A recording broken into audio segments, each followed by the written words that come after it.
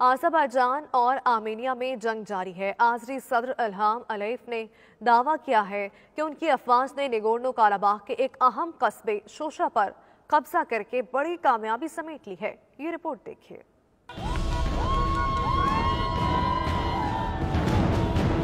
Armenia से जंग में अज़रबैजान को बड़ी कामयाबी मिल गई।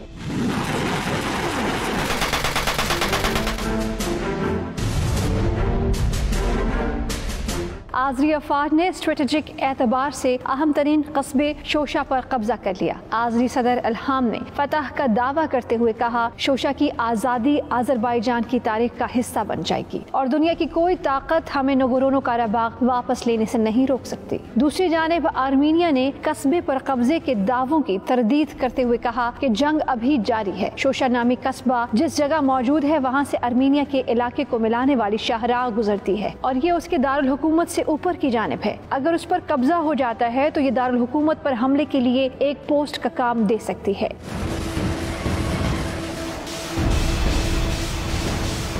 दूसरी जानिब तुर्क सदर तैयब एर्दोगान का कहना है कि वो आज़री भाइयों को शोशा के महाज पर फतह हासिल करने पर मुबारकबाद पेश करते हैं। कि फतह इस बात की अलामत है कि बाकी मकबूजा इलाकों को भी जल्द आज़ाद करा लिया जाएगा।